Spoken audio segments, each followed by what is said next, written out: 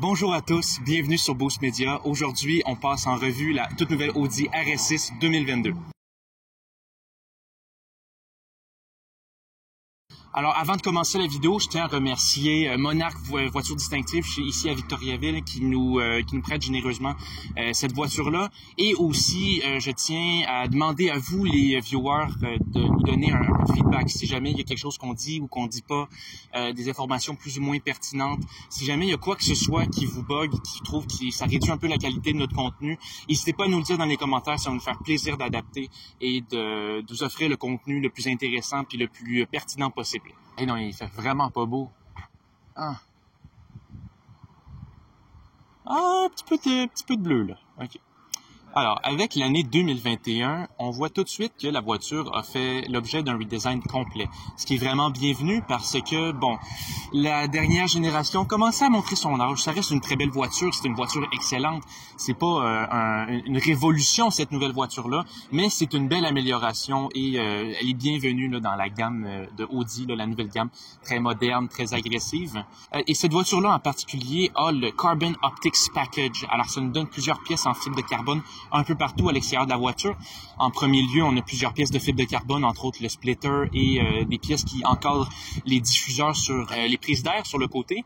Et sur le côté de la voiture, on a les rétroviseurs qui sont finis en fibre de carbone. On a également des grandes pièces de jupe qui sont encore là finies en fibre de carbone. Et aussi également à l'arrière, le diffuseur qui est lui aussi fini en fibre de carbone avec le Carbon Optics Package. Alors, avant de parler du moteur de la toute nouvelle Audi RS6 2022, je tiens à vous faire remarquer un petit avertissement juste là sur le côté, sur le dessus des phares, qui dit de ne pas regarder dans les phares parce que sinon, vous pouvez vous blesser. Effectivement, c'est parce que cette voiture-là est équipée de phares au laser. Alors, une petite technologie comme ça qu'ils ont décidé d'ajouter sur la nouvelle génération de la Audi RS6 2022. Et je trouve ça amusant de voir cet avertissement-là parce que c'est pas tous les jours qu'on voit une voiture avec une technologie comme ça sur le marché. Alors, qui dit plus récent dit plus puissant, bien évidemment. Avec l'ancienne génération de Audi RS6, on avait le même V8 4 litres biturbo qui nous offrait 560 chevaux. Maintenant, avec la révision, le tune qu'on a, on a maintenant 591 chevaux. Alors, un petit 31 chevaux de plus qui est toujours le bienvenu parce qu'on veut quelque chose toujours de plus rapide, de plus puissant, de meilleur que la génération d'avant. Et la Audi RS6 2022 nous l'offre. Mais ces 31 chevaux-là, il leur faut de la place. Où est-ce qu'on va les mettre? Et c'est dans le coffre qu'on va mettre ces 31 chevaux de plus-là. Effectivement, avec la Audi RS6, elle est seulement offerte en station wagon. Alors, avec ce station wagon-là, si on ouvre le coffre, électriquement ouvert, bien évidemment, on s'y attend avec un véhicule de cette stature-là, on a de l'espace. Alors, effectivement, la Audi RS6 2022, comme la génération d'avant, est seulement offerte sous forme de station wagon. Alors, il n'y a pas de modèle sedan pour la RS6, seulement pour les modèles A6 et S6, mais ce qui pourrait paraître comme une décision incongrue aux yeux du grand public de la part de Audi, moi, je vois la combinaison parfaite entre performance et practicalité.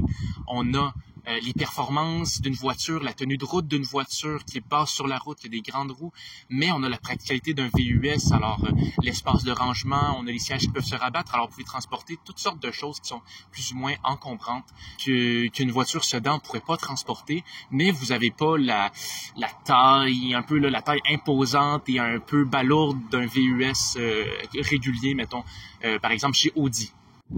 Il est important aussi de mentionner que dans le coffre, on a des petites poignées afin de rabattre les sièges arrière pour agrandir l'espace de stockage. Et il y a aussi des petits crochets qui sont là pour attacher peut-être des sacs d'épicerie que vous voulez pas qui se brinque-ballent et qui bougent partout dans le coffre. Alors ça permet de les tenir solidement. Il vous est aussi fourni un filet qui va venir s'attacher sur des rails qui sont sur le côté, sur les deux côtés du coffre et qui vont permettre de tenir en place peut-être d'autres objets que vous voulez pas qui revolent un peu partout dans le coffre et peut-être qui risquent d'endommager d'autres objets ou le coffre en lui-même. Alors, pour ce qui est de monter dans la Audi RS6, le processus est très simple. Vous avez seulement besoin d'avoir votre clé dans vos mains ou dans votre poche et vous venez seulement ouvrir la poignée de la porte et la voiture va détecter automatiquement que vous avez la clé à proximité et elle va se débarrer toute seule. Quand on monte dans la Audi RS6 2022, on peut remarquer un petit jeu de lumière qui se fait dans les feux avant, les feux de jour qui graduellement se remplissent là, pour vous accueillir et vous donner une expérience un petit peu plus spéciale, vous rappeler de l'unique voiture dans laquelle vous apprêtez à embarquer.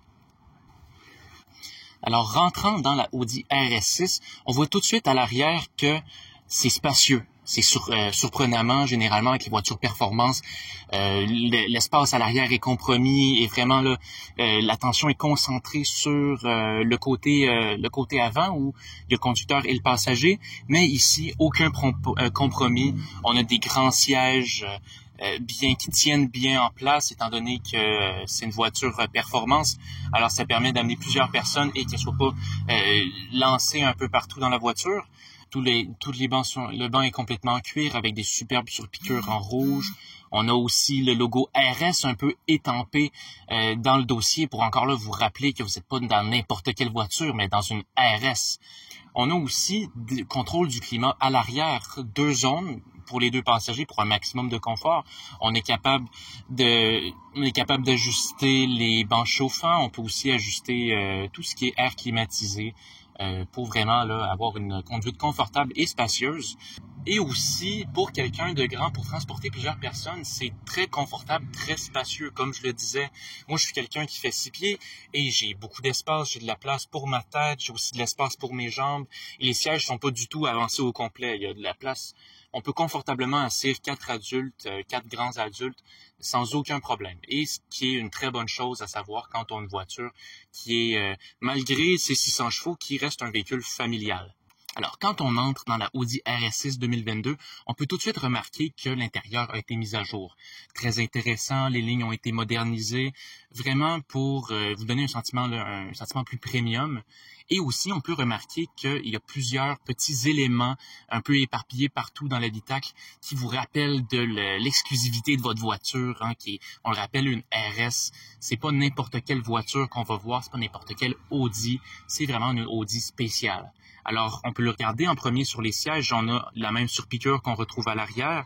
Des sièges, d'ailleurs, qui sont vraiment qui soutiennent bien. Comme ça, si vous prenez des virages là, dans la piste, vous n'allez pas être envoyé un peu partout dans la voiture. Vous allez bien rester en place et optimiser vos performances. On a aussi le logo RS qui est estampé sur le dossier comme sur les sièges arrière. Et on a aussi, avec le RS Design Package qu'on a dans cette voiture-là précisément, des tapis de sol sur lesquels est brodé le logo RS pour encore une fois vous rappeler que vous n'êtes pas dans n'importe quelle voiture. Et finalement, avec les ceintures de sécurité, il y a une petite bordure là, rouge pour, une fois de plus, vous rappeler que vous n'êtes pas dans n'importe quelle voiture. Et on a aussi, finalement, dans les petits détails qui sont propres à la RS6, le volant en Alcantara pour un maximum de grip et aussi des surpiqûres en rouge pour vraiment vous rappeler une dernière fois que vous n'êtes pas dans n'importe quelle voiture, vous êtes dans une Audi RS6. Également, on a le petit logo RS, toujours sur le bas du volant. Dernier petit détail là, pour ajouter à la grande E finale qui est le Audi RS6 2022. La RS6, c'est pas seulement sportif et performant, il y a aussi la facette technologique. Si on s'attarde à la console, on voit tout de suite les 2 grands écrans, un plus haut et un plus bas qui dominent là, le tableau de bord central. Le premier qui va s'occuper de tout ce qui est navigation, contrôle multimédia, information sur la voiture, l'écran principal, et aussi le deuxième écran en dessous qui va s'occuper du contrôle du climat. Alors, vous allez avoir toutes les options sur l'écran tactile pour les sièges chauffants, les sièges ventilés, qui va aussi permettre de contrôler l'air climatisé. Et tout ça, ça va se faire à partir de ces 2 écrans-là.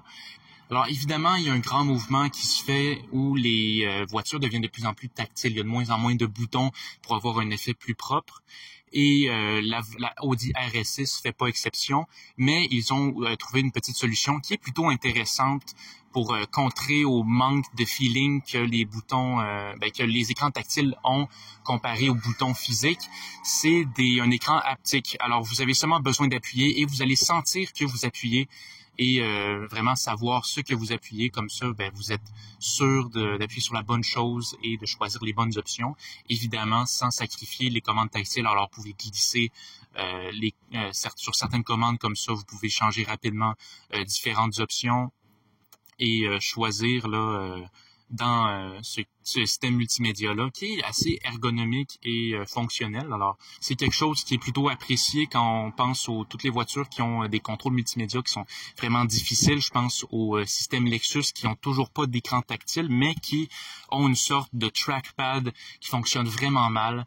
Mais Audi a décidé de garder les écrans tactiles et ils ont bien réussi leur coup. Vraiment, le système multimédia est facile à utiliser, fonctionne bien, il n'y a pas de lag, l'écran est rapide, brillant, tout ce qu'on a besoin pour un écran, un système multimédia fonctionnel et pratique. Petit détail important, quand on regarde le levier de vitesse, on voit que lui aussi est fini en Alcantara, ce qui est une bonne chose, que les deux points de toucher là, principaux, soit le volant et le levier de vitesse, soient finis de la même façon. Comme ça, on a un effet de continuité et un feeling un peu plus premium qui se poursuit dans le levier de vitesse, dans la console centrale.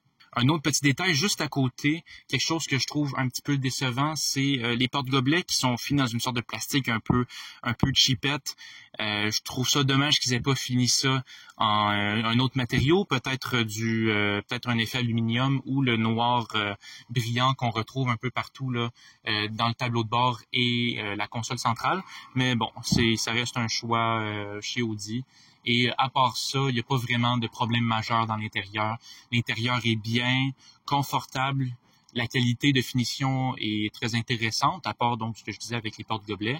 Mais sinon, il n'y a pas de problème. C'est pas un intérieur qui est mal fait. Petit détail aussi à mentionner, quand on allume la voiture, on remarque que le logo Quattro qu'on retrouve généralement sur les Audi s'allume. Alors, un autre petit détail intéressant avec la Audi RS6, c'est que le logo Quattro qu'on trouve du côté passager, c'est pas un logo comme les autres, il s'allume. Alors si on regarde et on porte attention, on va avoir une petite lumière bleue là, vraiment mettre l'emphase sur le petit côté premium et un peu plus haut de gamme, un peu plus élevé que les voitures de ce monde qui sont pas au niveau de la Audi RS6.